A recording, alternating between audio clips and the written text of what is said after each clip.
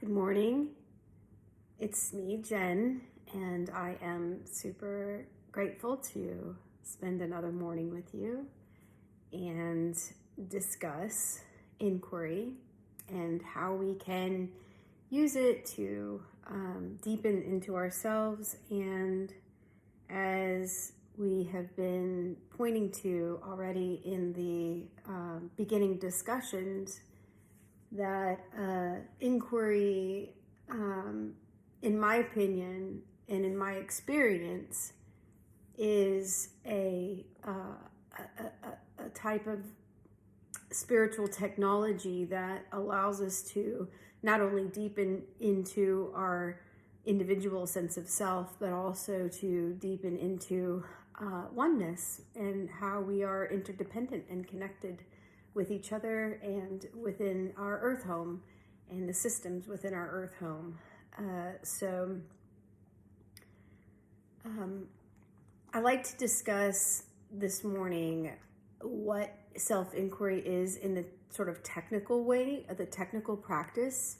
As you may come across it, you'll often hear about it as it was articulated by Ramana Maharshi, and that is a type of inquiry. What he taught was a type of inquiry that was focused on finding the root of what he called the I thought. And so if you kind of imagine, we have our normal mind, my regular mind, and it's active with lots of thoughts, and here I am talking and I'm using language, and so I have this normal experience of my mind, but that when I quiet inwardly and become sort of aware of my mind, that I can see that below this surface level of thoughts and thinking, that there's spaciousness under here. And a lot of the reason why I suffered in my life before I started using inquiry was because I was caught up in that sort of that matter that is up here in the sort of top part of my mind, and I believed that was real and that was reality, and that every thought that I had was real and really me. And so if I had a thought that said, God, Jen, you're such an idiot, then I would believe that. I would have that thought and I would say, God, Jen, you're such an idiot. And then I would internalize it and say, yeah, you're such an idiot, right? Because I had no kind of awareness, no what is called metacognition of what was happening in my mind. I was just lost in the flow of my mind.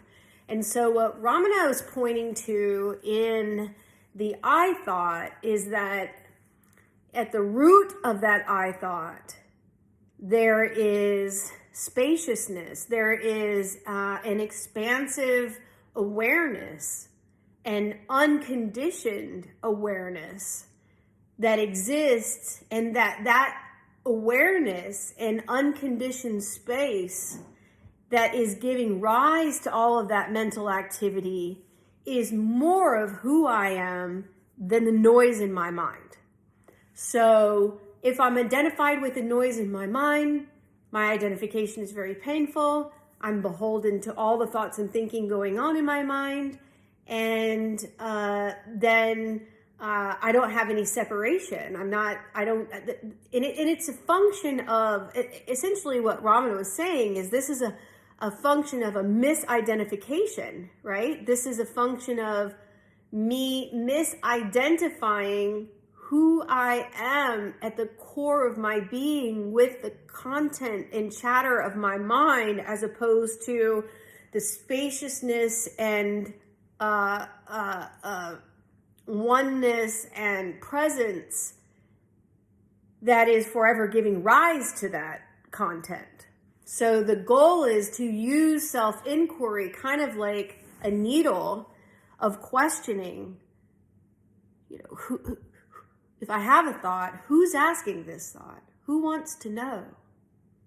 And then tracing that inquiry from who's asking. Well, Jen's asking. Well, who's Jen?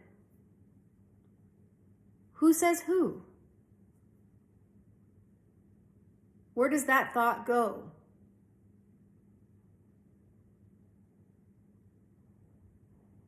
And in presence, what we notice is that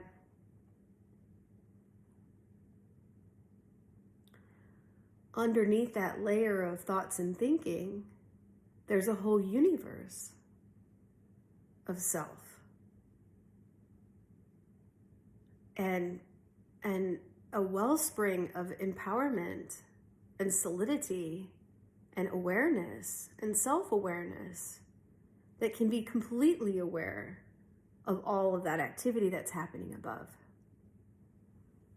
And that part of me is more real and true than any of that mental content that I can overlay.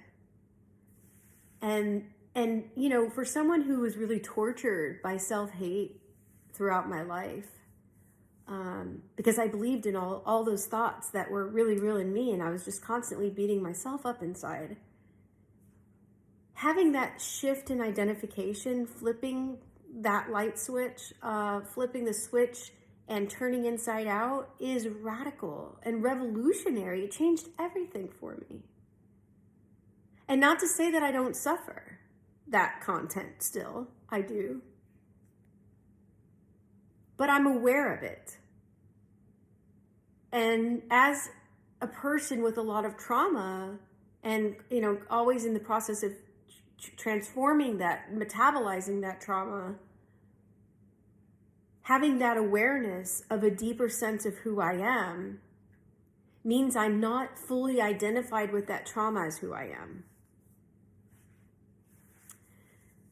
Okay, so that's kind of a base explanation of self-inquiry as I understand it, just sort of as a, what I would call like your base understanding of what you do is basically you're inquiring and questioning within yourself until you're finding that root sense of I am-ness. So self-inquiry is also kind of an open source technology. And what I mean by that is it's a technology that should be used. And it needs to be used and individualized for every person because the entry points and gateways into the self are different for everyone.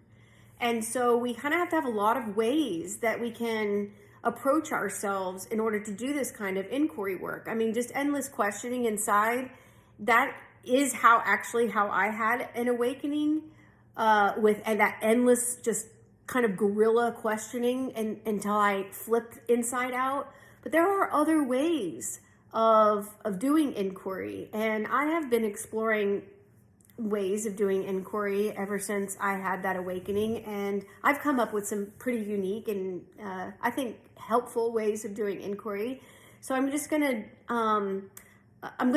share 3 of those ways with you all this week. I'm going to do one each day. I'm already getting close. I'm at 8 minutes, 30 seconds. So I want to be mindful of time.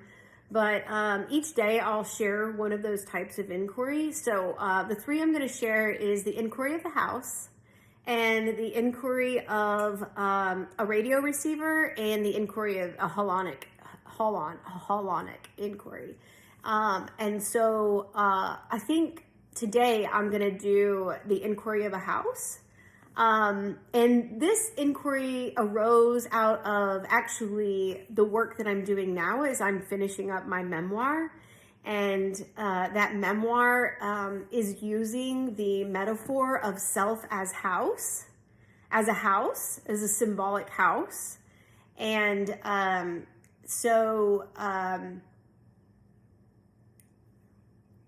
Jung had a dream, and in that dream he derived his great ideas on the metaphor of self as house.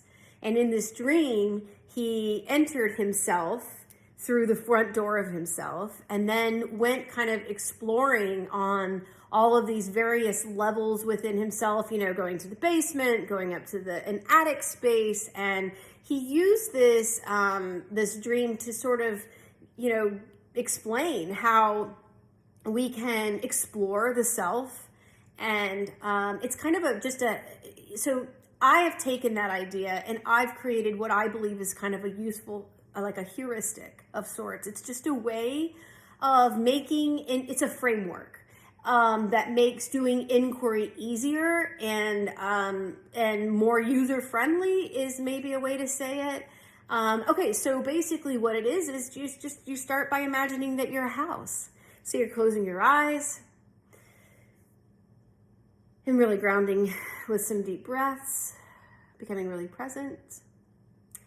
And when you feel connected in the present moment, just imagining yourself as a house. And what would it look like? What would the house of yourself look like? What does it look like? Is it a broke down shack? Is it a fancy mansion? Is it, it can be anything. Maybe you haven't even, it's not anything yet. Maybe you want to build that house. Start at the foundation and build up. Maybe your house already exists. Maybe your house needs to be renovated. So the first part is just imagining that house and getting really, using the imaginal realm to visualize and really sense what it would be like to walk through the front door of your house. And what do you see? We all have a living room, and the living room is kind of the place we keep clean for everybody when we have visitors. But, we put everything in the back of the house, but the living room stays clean so that, it's all organized and it has good appearances, right? And you can think about yourself like that, right? What are the parts of ourself that we, keep up for appearances, and the places that we invite people into, but maybe we don't necessarily let everybody into. Okay, and then so moving further into our inquiry, we go into some back bedrooms, maybe to the bedroom, and this is where you rest.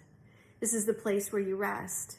And in this place where you rest, what do you find in this room, in your inquiry? What do you see? What do you smell?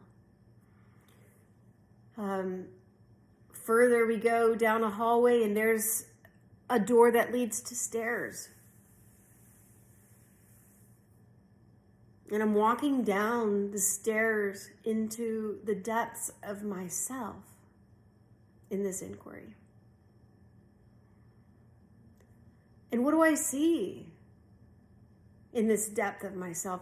Perhaps I see some locked off rooms full of trauma. And maybe not in this inquiry, but in a future inquiry, I want to go unlock those doors and look around and experience those rooms. But for right now, I'm going to keep them closed. And I'm going to keep just walking down this hallway of myself. And I notice that there's a room just full of junk. And how come I'm not getting rid of that? How come I'm not cleaning that up? And I can.